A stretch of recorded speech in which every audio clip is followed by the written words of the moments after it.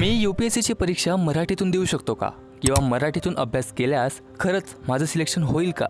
जर हे प्रश्न तुमच्या मनात असतील तर पुढचे फक्त 2 मिनटं तुमच्यासाठी खूपच इम्पॉर्टंट आहेत. कारण खूप लोक म्हणतात मराठीत UPSC होत नाही, इंग्लिशच लागते. मराठी मीडियमवाल्यांचा चान्स कमी असतो. पण हे खरंच सत्य आहे का?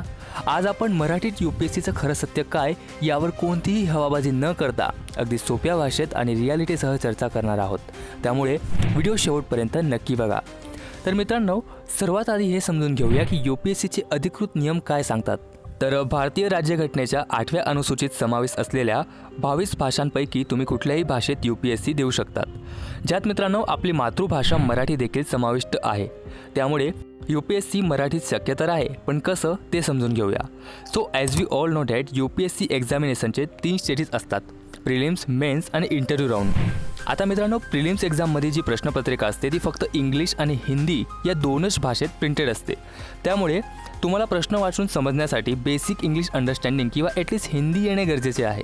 मात्र एकदा का तुम्ही प्रिलिम्स परीक्षा पास झालात की मुख्य परीक्षेचे सर्व पेपर्स लाईक निबंध, जनरल स्टडीजचे 4 पेपर आणि तुमचे ऑप्शनल सब्जेक्ट तुम्ही संपूर्णपणे मराठीत लिहू शकतात. तेवढंच नाही तर तुम्ही UPSCची मुलाखत म्हणजे इंटरव्ह्यू राऊंडसुद्धा मराठीत देऊ शकता. तिथे UPSCकडून अधिकृत अनुवादक अर्थात ट्रान्सलेटर उपलब्ध करून दिला जातो. त्यामुळे इंग्लिश बोलता येत नाही म्हणून अडकण्यापेक्षा मराठीत आत्मविश्वासाने तुम्ही उत्तर देऊ शकतात. अनेकांना वाटतं की मराठीतून कोणीच पास होत नाही, पण दरवर्षी आपल्या महाराष्ट्रातून अनेक असे विद्यार्थी आहेत जे मराठी माध्यमातून परीक्षा देऊन IAS, IPS आणि IRS सारख्या पदांवर विराजमान होतात. जर तुमचं प्लॅनिंग स्ट्रॉंग असेल, बेसिक्स क्लिअर असतील तर तुम्ही मराठीतून सुद्धा UPSC क्रॅक करू शकता.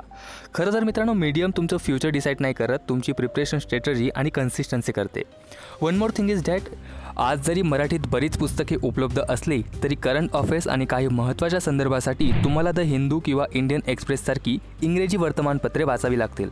इंग्रजीतील दर्जेदार माहिती वाचून ती समजून घेऊन आपल्या मराठी नोट्स काढण्याची सवय तुम्हाला लावावी लागेल. त्यामुळे मला इंग्रजी येत नाही असा विचार करून चालणार नाही.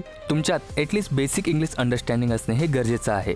सो तुमच्या या प्रवासात योग्य मार्गदर्शन देण्यासाठी बाप्पा क्लासेस नेहमी तुमच्या पाठीशी आहे. जर तुम्हाला हा व्हिडिओ हेल्पफुल वाटला असेल तर व्हिडिओला लगेचच लाईक करा आणि अशीच क्लिअर, प्रॅक्टिकल आणि ऑनेस्ट UPSC गायडन्ससाठी चॅनलला लगेचच सबस्क्राईब करा.